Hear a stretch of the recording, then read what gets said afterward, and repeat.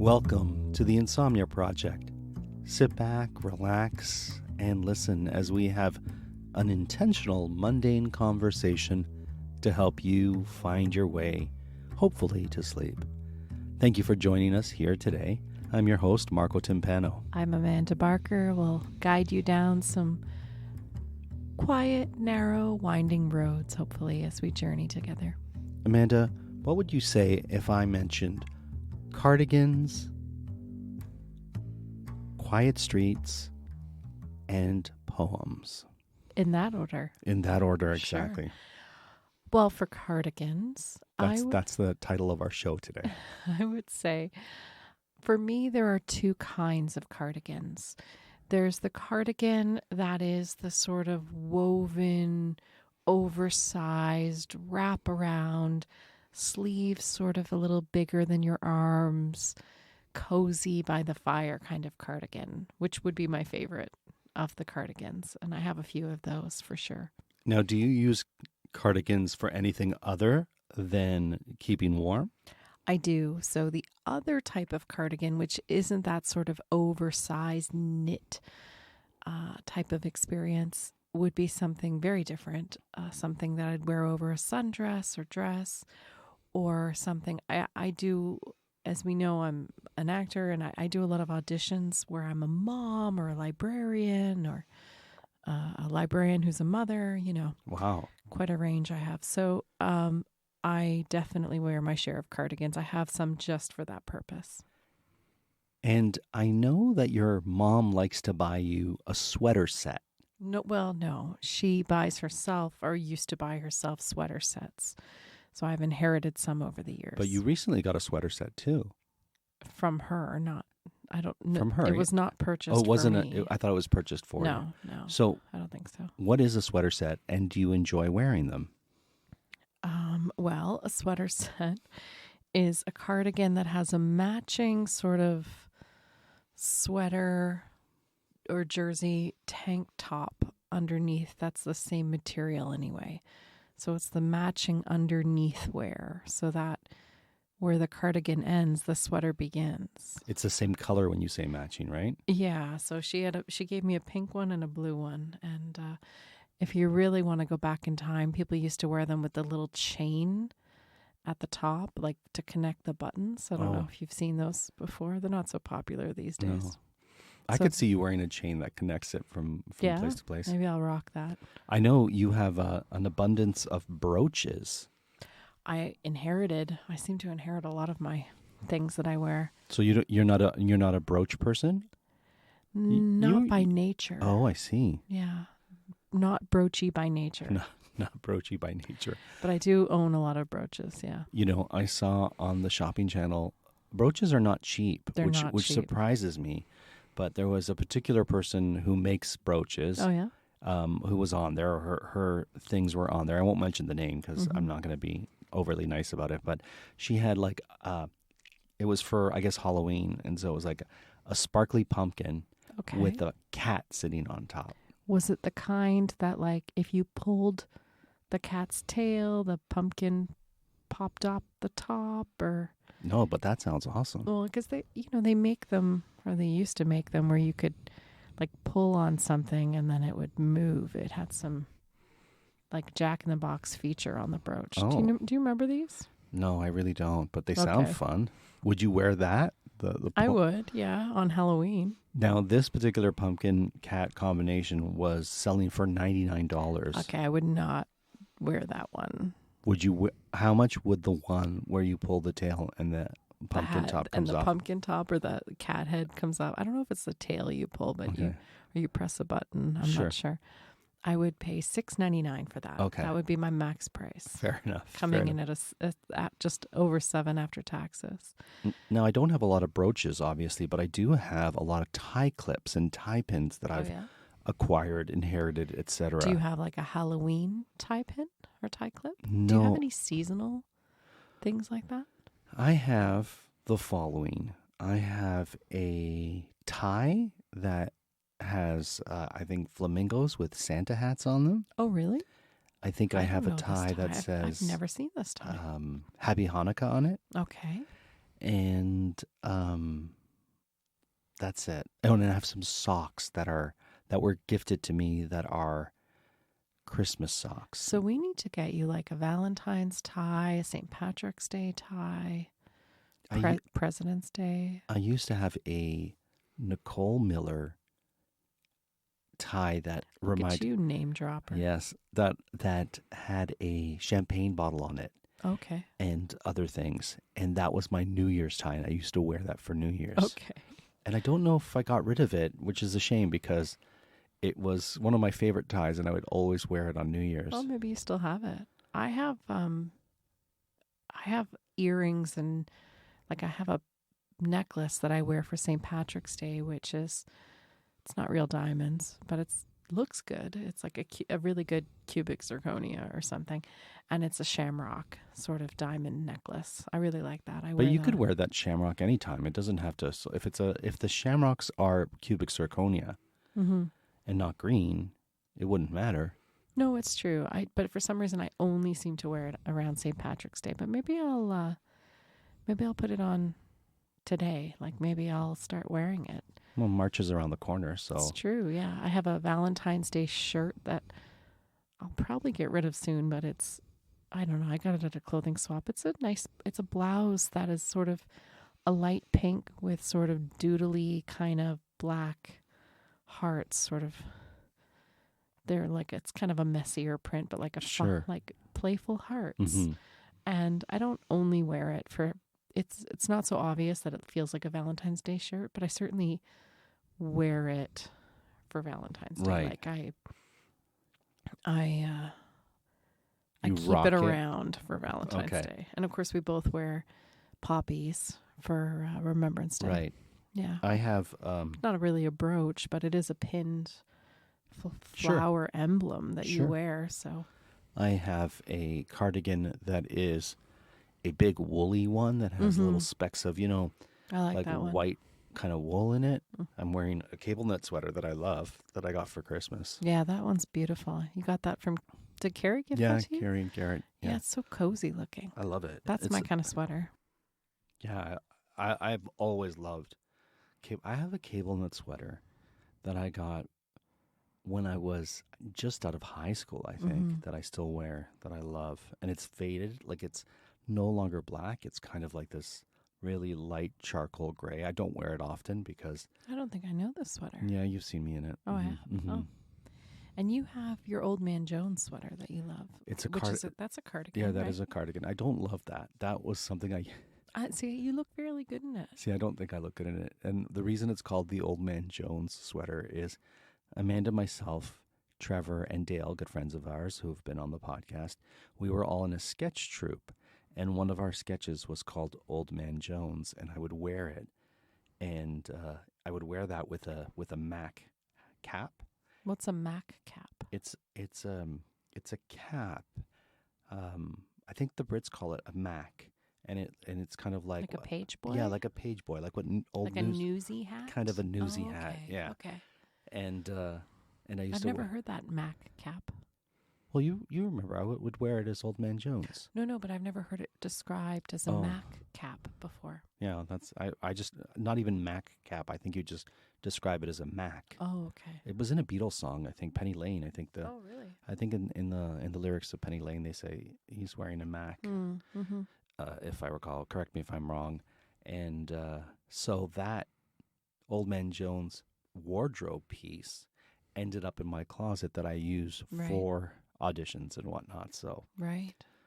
But you call it an old man sweater. To me, it does not look like an old man sweater at all. I feel like an old man when I wear it. Well, you look like a young old man. Old man. There you go. A younger old man. So here's something else I wanted to talk about.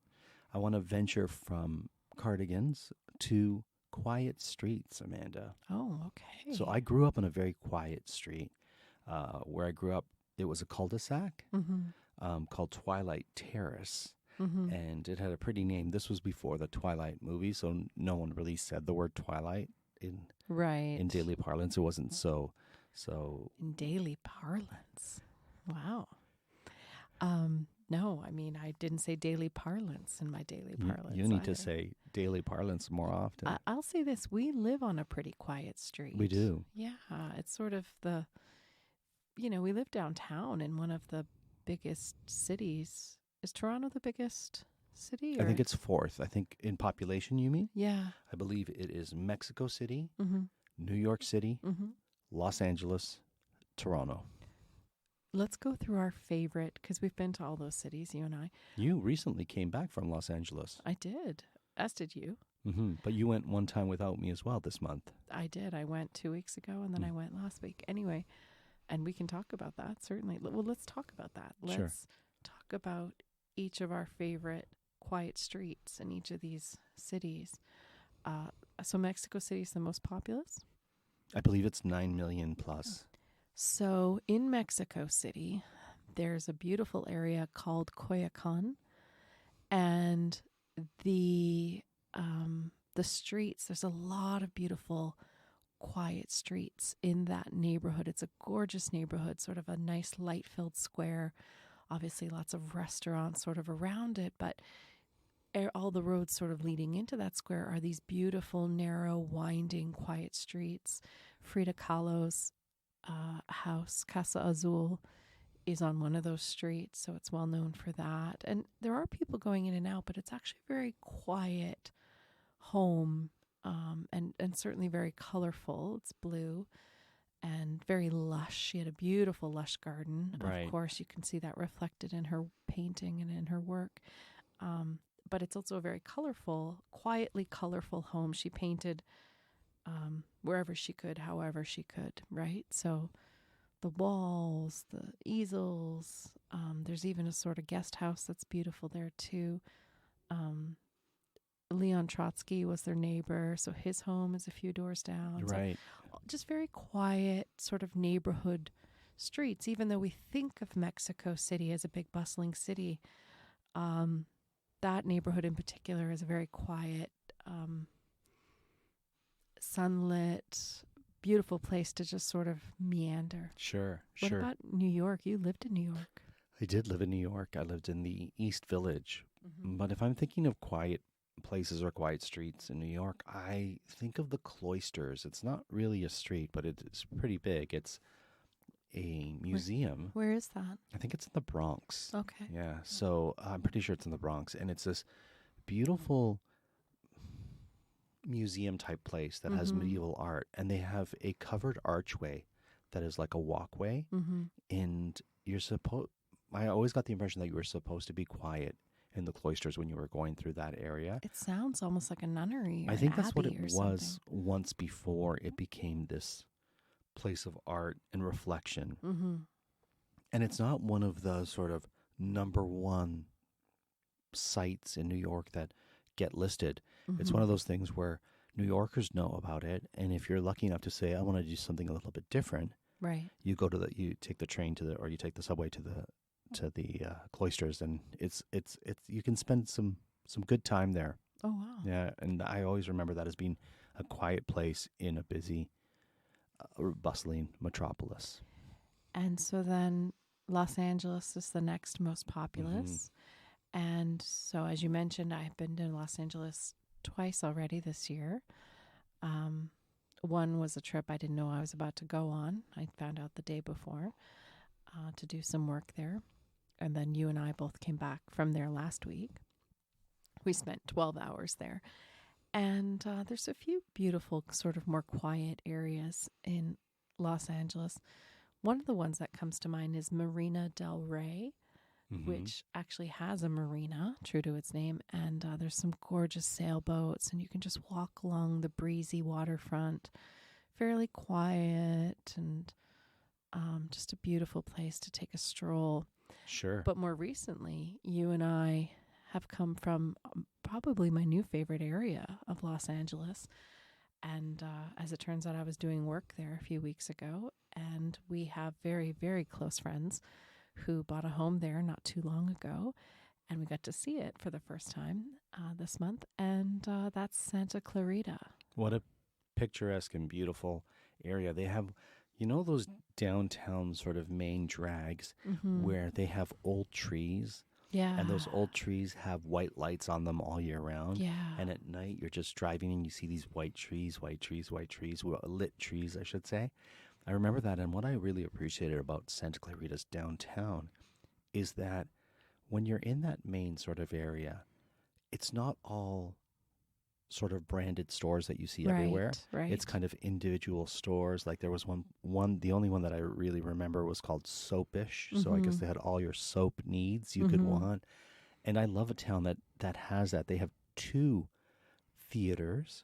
One really, like you could tell it was an old theater. Sort of community theater, little hubs where you could see an Agatha Christie show or a lighthearted romp. I'm not really sure what they have, but we definitely wanted to explore it more.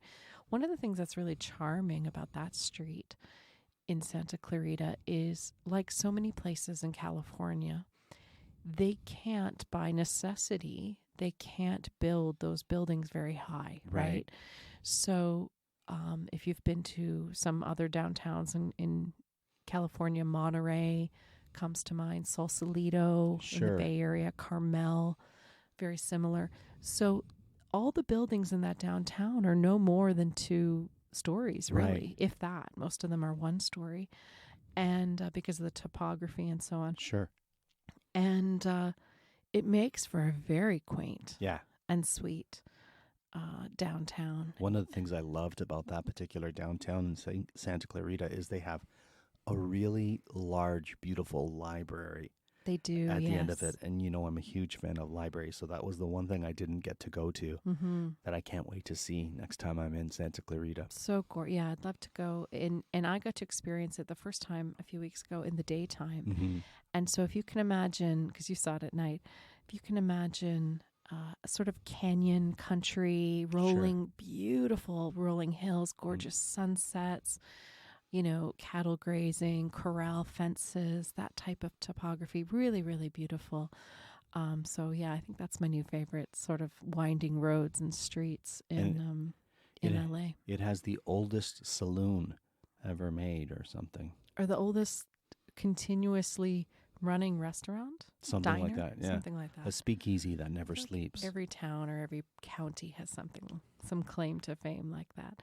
And then that brings us to the 4th most populous North American city, which is Toronto, our hometown.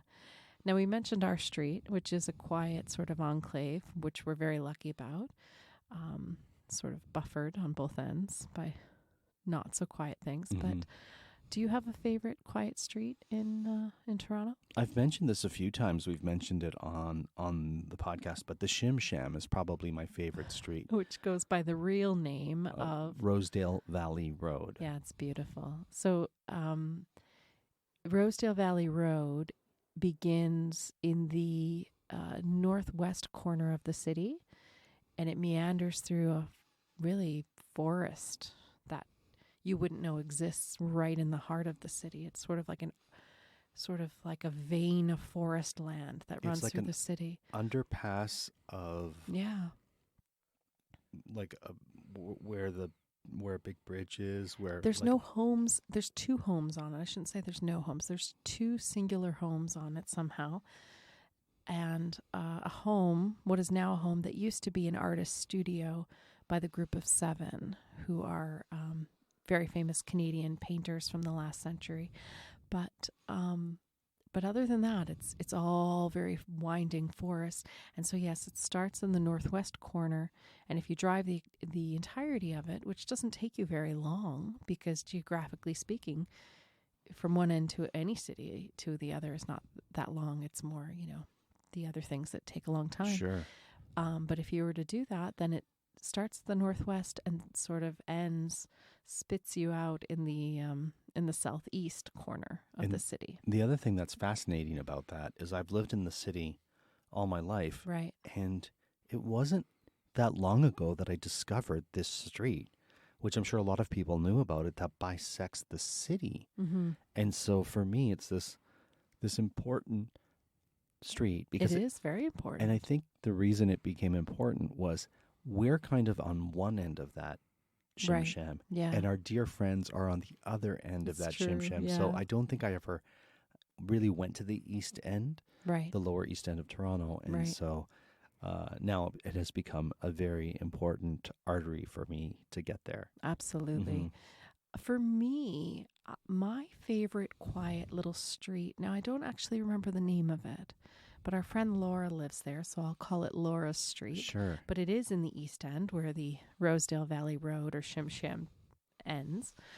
And it's actually maybe 2 or 3 streets down from Degrassi Street. Now, Degrassi is also a very nice little winding street, but it has a bigger importance to us here in Toronto and in Canada because it was the street that I guess there was a school on it, or I'm not They set sure. the Maybe somebody fictional- lived there, and that's why. I'm not sure why they picked that street of all streets, but Degrassi used to be the kids of Degrassi, and then the one I knew was Degrassi Junior High. And of course, I lived in Boston and watched it on PBS. It was a TV show about kids in junior high. And so that was my introduction. I knew I was moving to Canada the next year, so I watched it, studying it. How do they sound? What are they into? What are the things they say so I can fit in? When you're 12, those things are important. And then there's many incarnations to Degrassi High. So that's a very well-known street. But about 3 streets down from that, there's this tiny little, I think at one point it was a laneway street. But what I think happened is that the ordinance has changed, or some point it had changed sometime in the last century, because it's a very narrow street and they have built houses all along it. It's a one-way street because it's so narrow.